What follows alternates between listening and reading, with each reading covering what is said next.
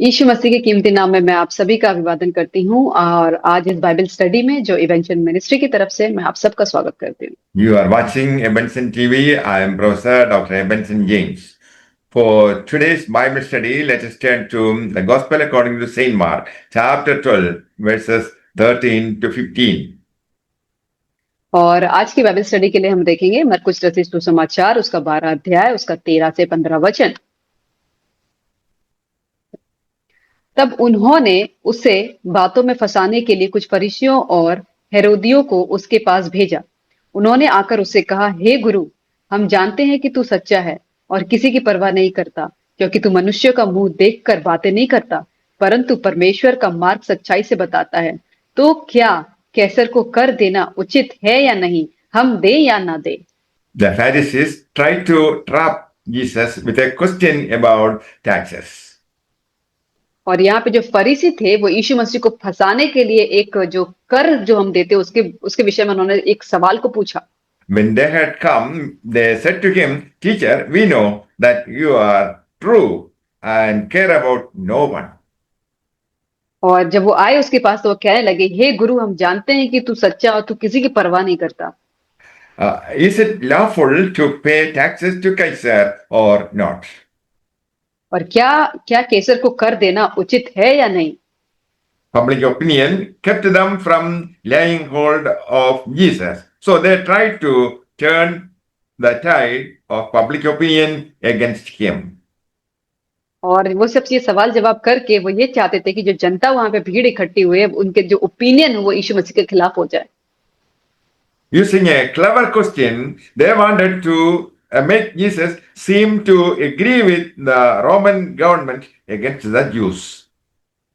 और उसके बाद ये ऐसा एक चतुर उन्होंने सोचा कि हमने सवाल पूछा है ताकि जो वहां पे रोमन साम्राज्य था उसके खिलाफ में वो यीशु मसीह को कर दे, वो ऐसा उन्होंने सवाल को पूछा।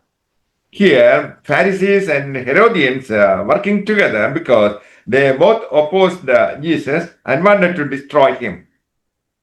और जो फरीसी और हेरोदिये जो थे वो दोनों एक साथ मिलकर काम कर रहे थे क्योंकि वो दोनों ही चाहते थे कि वो यीशु मसीह को नाश कर दे।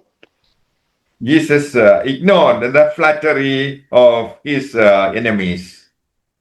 और यीशु मसीह ने जो उन लोग जो उनकी जो दुश्मन थे जो ये सवाल पूछ रहे थे उसको उन्होंने नकार दिया।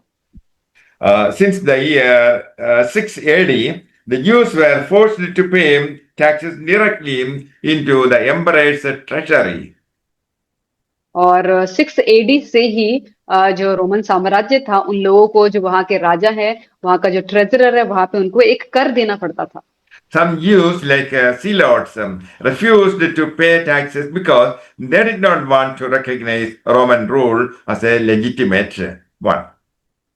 और कुछ लोग वहां पे थे जो रोमन साम्राज्य को कर देना नहीं चाहते थे क्योंकि वो समझते थे कि ये सही नहीं है। Most people grudgingly paid it, but everybody hated it. और कुछ लोग जो है वो पे कर देते थे लेकिन सभी लोग इस चीज से वो नफरत करते थे। They seemed to put Jesus in a trap. और इसीलिए उन्होंने जो है यीशु मसीह को फंसाने के लिए इस सवाल को पूछा। If Jesus agreed that taxes should be paid, Jesus then seemed to deny sovereignty of God over Israel.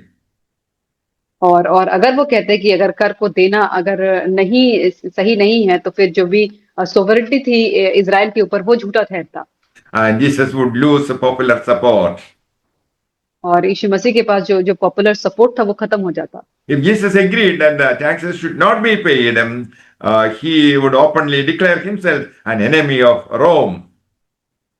और अगर जैसे कि उन्होंने पहले में बताया कि अगर वो कर को देना सही है तो वो इजराइल के खिलाफ हो जाते, अगर वो परमेश्वर के खिलाफ हो जाते, अगर वो कर को देना अगर सही नहीं है तो फिर वो रोमन साम्राज्य के खिलाफ हो जाते। He will be treated like a revolutionary.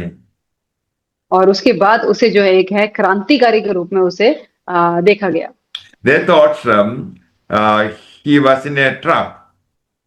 और उनको लगा कि वो अब जाल में फंस गया। He could not get out of it. और वो उससे नहीं निकल पाएंगे। But you can't put Jesus in a trap. लेकिन आप जो है वो यीशु मसीह को एक जाल में नहीं फंसा सकते। Verses 15 to 17. उसने उनका कपट जानकर उनसे कहा, मुझे क्यों परखते हो? 1 दिनार मेरे पास लाओ कि मैं उसे देखूं। वे ले आए और उसने उनसे कहा, यह छाप और नाम किसका है? उन्होंने कहा, कैसर का। यीशु ने उनसे कहा, जो कैसर का है वो कैसर को और जो परमेश्वर का है वो परमेश्वर को दो। तब वे उस पर बहुत अचंभा करने लगे। Jesus answers the question about taxes. और यीशु मसीह ने उस कर के विषय में जवाब को दिया। Jesus asked them to bring a denarius.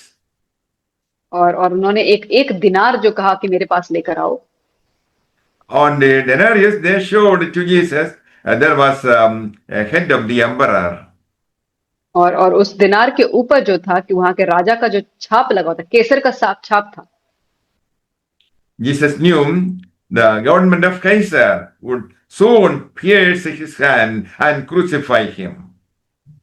और यीशु मसीह जानते थे कि उस साम्राज्य का जो राजा है, बहुत समय कम है, समय आने वाला है कि उसके हाथों को वो छेदेंगे और उसे क्रूस पे चढ़ाएंगे।